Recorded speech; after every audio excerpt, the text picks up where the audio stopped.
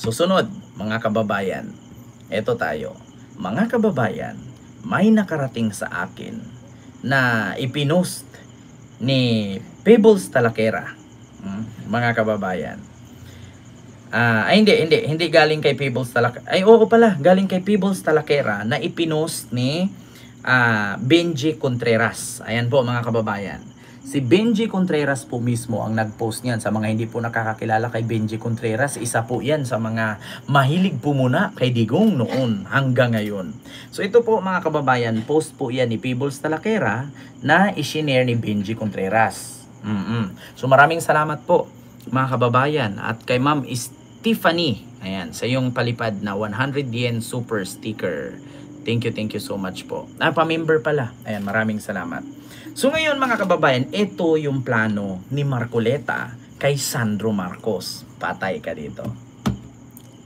Mga kababayan, ganito yan. Si Marcoleta, may ibang plano ngayon according kay Pebbles Talakera at kay Benji Contreras. Magre-react lang po tayo. Disclaimer, hindi po nanggaling sa akin ang balitang ito. Re-reactionan lang po natin sa pamamagitan ng post ni Pebbles at ni Benji Contreras. Uulitin ko, ang post na ito ay hindi nanggaling sa akin. Disclaimer lang. Magre-react lang po tayo. According kasi dito mga kababayan sa post ni Benji Contreras, na isinare ang post ni Bubbles Talakera o Pebbles Talakera, ganito talaga ang galawan ng mga traidor na didisyet. I-connect ang mga Marcos para galitin ang mga tao upang sumama sa kanila, balakin, patalsikin si PBBM. Nauna na si Saldico, mukhang marami pa ang mga susunod na kapalit ay may pangakong absuelto sa pagsilustay na ang makaupong presidente. So ibig sabihin, pinangakuan nga. Si Saldico nagsalita na kasi bakit? Merong kaso. Kapag idiin ni Saldico si PBBM, matanggal si PBBM, si Lustay maging presidente, absuelto ang kaso ni Saldico. So ngayon, eto na, mga kababayan. Galing po ito kay Pebbles Talakera. Ang sabi ni Pebbles, ito po, mga kababayan, fresh na balita. Grupo ni Marcoleta. Kinausap ang mga congressman na sangkot sa flood control project na idiin si Congressman Sandro Marcos ang nagbaba sa kanila ng budget. Mga kababayan, grupo daw ni Marcoleta, kinausap ang mga congressman na sangkot sa flood control project, yung mga nagnakaw. Ang idiin si Sandro Marcos na nagbaba sa kanila ng budget or nagbigay ng budget si Sandro. Tapos, dalawa na sa kanyang nakausap ay di umano si Congressman Dong Gonzales at si Congresswoman Ana York. Di umano ay pinaggagawa sila ng video na idiin si Sandro Marcos. Iba talaga galawan ni Marcoleta. Pangdemonyo. Yun ang sabi ni Pebbles, mga kababayan. Nako po, eto na nga ang katotohanan. Mega love shoutout Ma'am Linsudo. So ngayon mga kababayan, yun po ang isinare ni Benji Contreras at ni Pebbles Talakera. Gagawa daw ng video si Dong Gonzales at si Congresswoman Ana York sa utos ni Marcoleta. Di ko alam kung sinong Marcoleta ang tinutukoy ni Pebbles dito, si Marcoleta ba na anak o si Marcoleta na tatay. Hindi ko alam kung sino dyan. Pinapagawa daw ni Marcoleta si Congressman Dong Gonzales at si Congresswoman Ana York na idiin si Sandro na si Sandro daw ang nagbaba ng budget sa kanila para nakawin nila. Ganun ba yon? Ito po, si Dong Gonzales at si Congresswoman Ana York. Ang tanong ngayon mga kababayan, paano magbaba si Sandro ng budget kay Dong Gonzales at kay Congresswoman Ana York kung nangyari ang mga anomalyang flood control na to ay hindi pa presidente si PBBM? Diba? Mabubutasan kayo. Kung sino mang Marcoleta ito, mabubutasan po kayo. Bakit? Magagawa ng video si Kong Dong Gonzales at si Congresswoman Ana York na si Sandro ang nagbaba ng budget sa kanila papunta sa DPWH at ninakaw nila, ipaano mangyari yun na si Sandro ay hindi pa naman congressman nung time na sangkot ang dalawang to? Panahon pa ni Mark Villar sangkot si Dong Gonzales at si Ana York. So paano mangyari? Matulad na naman yan sa sinabi ni Chavit na yung mga proyekto daw ni Sandro sa Ilocos Norte ay puro substandard gawa ng mga diskaya. Ang sabi ni Sandro, paano mangyaring galing sa akin, hindi pa naman ako congressman at the time. Diba? Yun ang tanong. Sabi ni Arthur Binhamin Jr., malik ka. Mas malik ka. Bakit? Naniniwala ka kay Sarah na si Sarah wala namang kwenta at puro gala lang. Diba? Diyos ko, bago pa man nila gagawin ito mga kababayan, nalalaman na natin na kung meron mang darating na idiin ni Dong Gonzales at ni Ana York si Sandro, na si Sandro ang nagbaba ng budget sa kanila at ninakaw nila. So alam na natin kasi bakit? Nilabas na ni Peebles. Katulad nung nakaraan na nilabas ni Montalban ng Vera Files, 'di ba? Naalala nyo si Antonio Montalban? Sabi ni Antonio Montalban, ilalabas at idideklara ng Supreme Court na unconstitutional ang impeachment ni Sara. Kasi ganito po, pinangakuan daw ni Bongo itong mga personalidad sa Supreme Court na kapag na presidente si Sara, gagawing tawag doon, Secretary of Justice ba si Leonen, at yung iba ay mga kaprat ni Digong na mga appointee niya. So, nagkataon nga mga kababayan, nung inilabas ni Antonio Montalban yung naturang news, kasi may insider nga siya sa loob, mga kababayan, ay nagkatugma nga na diniklara ng Supreme Court na unconstitutional nga ang desisyon sa ni Sara, 'di ba? Impeachment ni Sara. Kaya mga kababayan, itong issue na ito, bagsak ang mata mo, DDS, 'di ba? Ano pa? Panahon ni Digong ang bagsak ekonomiya, 'di ba? May napansin na bobo, may nagpapansin na bobo, 'di ba? Bakit natatakot magpa-drug test? At magpa-herpeulical test si PBBM, sabi ni Jerry. Actually, mga kababayan, tama mo na ba yung USB pagka may herpeulical test na? Actually, mga kababayan, hindi po natatakot si PBBM. Actually, Jerry, pag inuulit-ulit mo yung comment mo dyan, kikita ako. So, isang comment lang, kasi dudubli ang kita ko dyan. Bawat comment mo, bawat view mo sa akin, kumikita ako. Kasi alam ko naman na bubong DDS ka, hindi ka tanga, di ba? Pero bubo ka. Kumikita ako, manood ka dyan, lagpas ng 1 minute, kita ko yan. Pag nag-comment ka ng sobra-sobra, kita ko rin yan. Kaya maraming salamat. So ngayon, sa mga nagtatanong, bakit daw natatakot si PBBM magpa-drug test at magpa-herpeulical test? So, ito po, ipakita ko sa inyo. Kung gaano katotoo yan, mga kababayan, takot ba daw si PBBM? Ito po pakita ko sa inyo.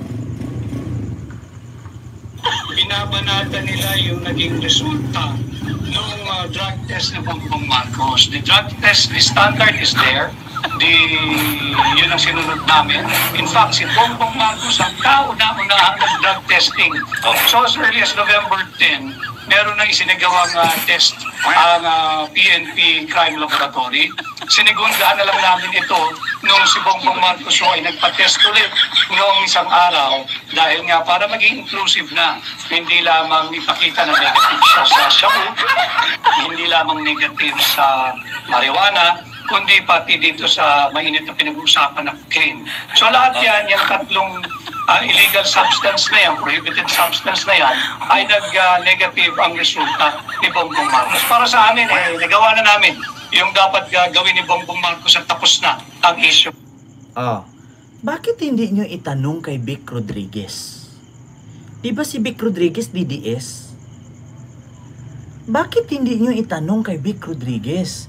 Si Vic Rodriguez na mismo kinumpirma, marijuana, shabu, cocaine, negatibo si PBBM. So bakit hindi nyo itanong kay Vic Rodriguez? Ngayon sa mga nagtatanong bakit daw natatakot si PBBM sa hair follicle test at drug test. Ilang test pa ba ang gusto ninyo? Ngayon, kung ako naman manawagan, bakit takot si Pulong ipakita ang tattoo sa likod niya? 'Di ba? Si PBBM hindi takot. Bakit?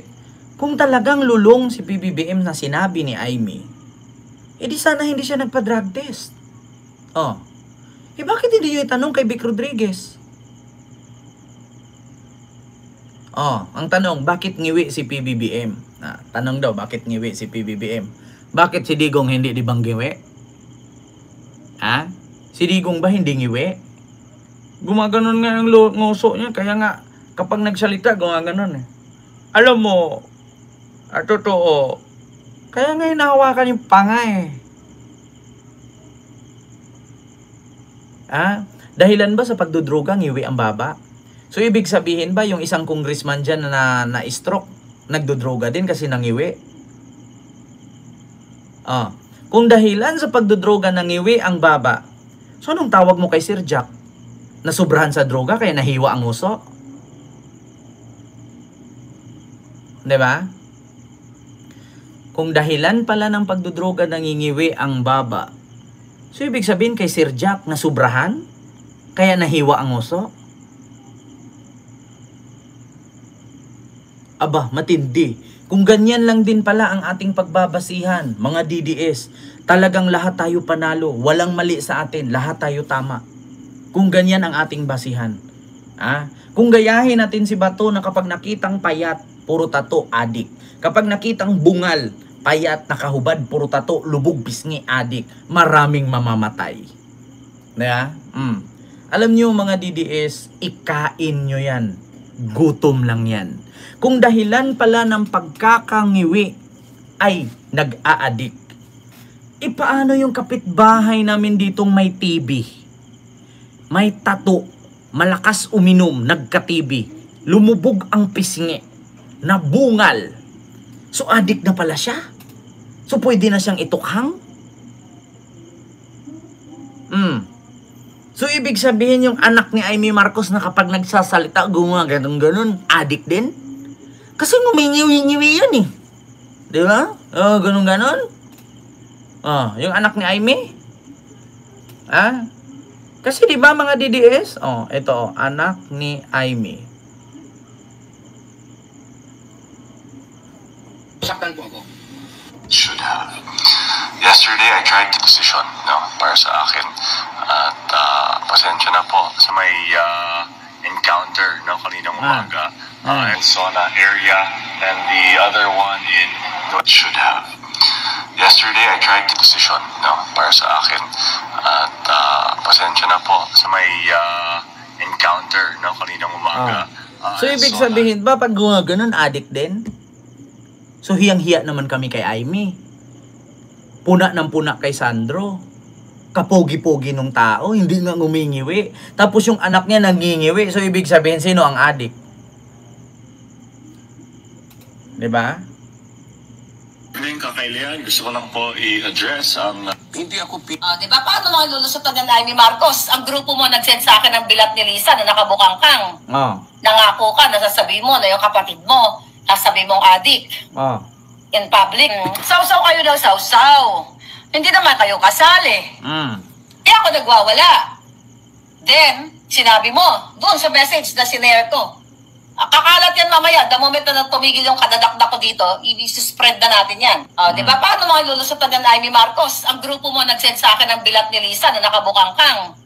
Nangako ka, nasasabi mo na yung kapatid mo. 2 taon lang ang agwat ni Aimee Marcos at Bongbong Marcos. Noong 1955, isinilang si Aimee ang panganay. 2 taon nang lumipas, dumating si Bongbong. By 1965, nang maging pangulo ang kanilang ama, 10 years old pa lang si Aimee, 8 naman si Bongbong. Para silang mga prinsipe at prinsesa sa isang palasyo. May mga bodyguard, may mga tutors, marami ang naging party. Pero sa likod ng magarang palasyo, may mga anino rin ng politika. Si Aimee noon, kilala bilang outspoken, laging nasa tabi ng kanyang ama at maagang na-expose sa politika. Habang si Bongbong naman, mahilig sa sports, mas reserved, mas tahimik, pero ambisyoso. Paborito siya ng ilang advisor dahil siya ang anak na lalaki, ang itinuturing na susunod sa yapak ng kanyang ama. Malaki ang pagkakaiba ng dalawa, pero ayon sa mga historians, pareho silang mga spoiled. Pagsapit ng 1972, idineklara ang martial law. Dito unang lumitaw ang pagkakaiba ng dalawang bata. Si Aimee, na noon ay 18 years old na, ayon sa historians, ay naging malapit sa father's intellectual circle. She headed kabataang barangay at age 21, ang posisyong nagbigay sa kanya ng malaking impluensya. Noong 1977, ang 21 years old na si Archimedes Trajano ay umattend sa isang open forum sa pamantasan ng lungsod ng Maynila, kung saan nagtatalumpati ang 21 years old noon na si Aimee Marcos. Sa bahagi ng Q&A, tumayo si Trajano at tinanong niya si Aimee. Ang tanong niya, bakit kailangang pamunuan ng anak ng Pangulo ang kabataang barangay? Hindi niya nakuhang posisyon kung hindi lang Marcos ang apelyido niya. Ayon sa mga umattend doon, kitang-kita daw ang pagkairita ni Aimee Marcos. Kaagad na sinunggaban ang nagtanong ng mga security detail ni Aimee Marcos na di umano'y kasama ang mga tauhan ng military intelligence sa ilalim ng utos ni General Fabian Ver. Kinabig palabas ng venue ang nagtanong, tinakpan daw ng blindfold at binugbog. Makalipas ang 2 araw, natagpuan ang bangkay niya na may matinding sinyales ng pagkabugbog. Itinapon ang kanyang katawan sa kalye ng Sampaloc, Maynila. Ito ang ilan sa mga kontrobersiya ng batang Aimee Marcos. Si Bongbong naman sa kabilang banda ay ipinadala sa UK para mag-aral. Mas naging tahimik ang role niya. Wala sa frontline ng youth politics gaya ng ate niya. Habang lumalaki silang dalawa, unti-unting lumilitaw ang dalawang magkaibang landas. Si Aimee mas naging politikal, mas naging vocal. Si Bongbong naman, reserved pa din. Dala-dala pa din niya ang Marcos brand. Mas diplomatiko ang dating ni Bongbong. Parang dalawang magkaibang sanga galing sa parehong puno. Pagdating ng 1986, bumagsak na ang Marcos regime. At dito lalo pang lumalim ang pagkakaiba ng dalawa. Dito nagsimulang mabuo ang tanong na, sino ang tunay na magpapatuloy ng Marcos legacy? Pagsapit ng 1990s to 2000s, pareho silang bumalik sa politika. Halos pareho sila ng track record. Pareho silang naging congressman, gobernador,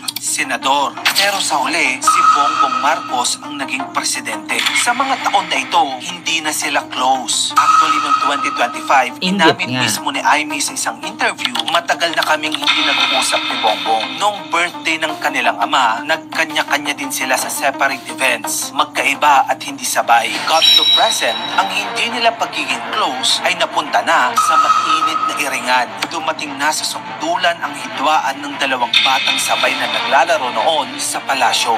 Matig ko na nagda-drug siya. Masinsinan kong kinausap si Pangulong Rodi.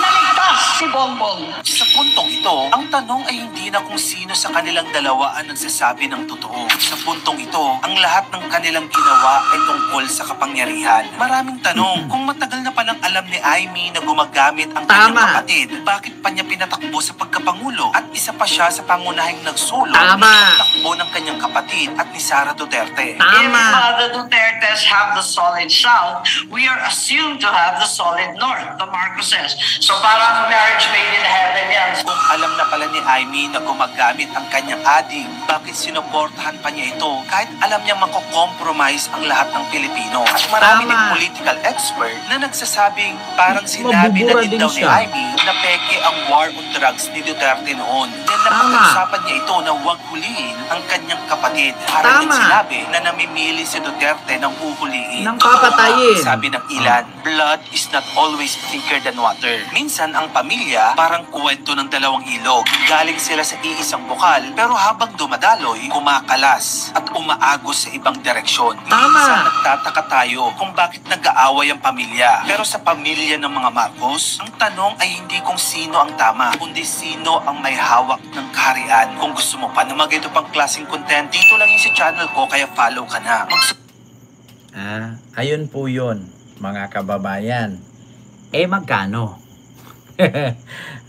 Kita ninyo yung reaction niya. So yun ang katanungan. Ano ba talagang rason? Kung matagal nang alam ni Aimee na adik si PBBM, bakit pinatuloy pa niya at bakit tinagal pa niya? So ano to? Using the user or user using the user? Ano ba talaga? Using the user and the user using the user. Sa madaling salita, nagagamitan ba sila?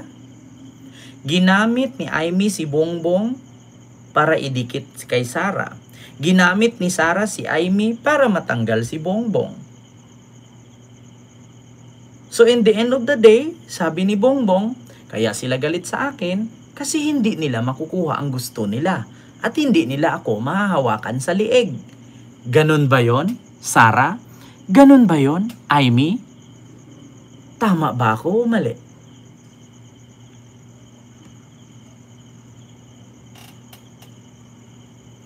Oh my God.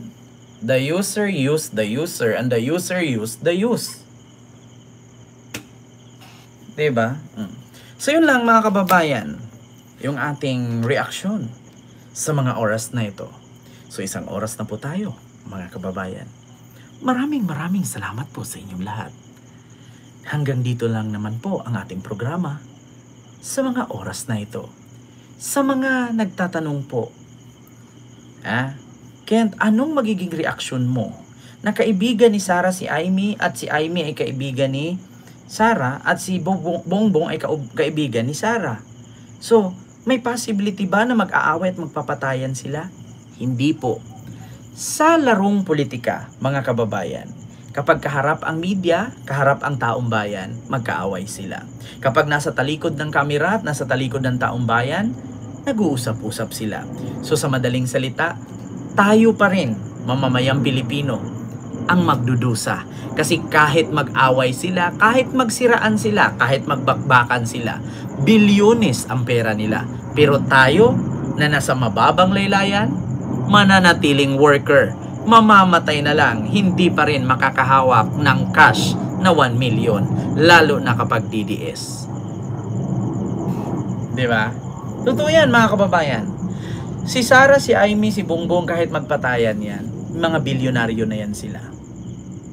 Pero kayo mga DDS, ikaw, ako, tayo, na Pilipino, swerte na lang kung may cheque kang nahahawakang 1 million buo. Diba? Ganun lang kasimple. Huwag masyadong panatiko sa isang politiko. Ang politiko, parang buhay yan. Ang buhay hindi umabot 100 years old na mamatay rin. Ganun din ang politiko, natatapos ang termino. Kapag sobrahan mo yan, matulad ka sa mga DDS na ultimo karton, hinahalikan. Bakit? Kasi si Digong na demonyo, ginawa nilang santo. Diba? Ikaw ba naman, sasayaw ka pa ng cha-cha, kaharap mo karton, ididate mo, inom ka ng kape, katabi mo karton, tapos ibuboto mo at sabihin mong magaling, mayor nyo karton. Diba? Tapos sisigaw-sigaw ka na magaling ang mayor namin, magaling ang presidente namin, pero uuwing karton. Diba? Huwag masyadong maging panatiko sa isang politiko. Baka matulad ka kay Sara na may diferensya sa pag-iisip. So yun lang mga kababayan. Maraming salamat.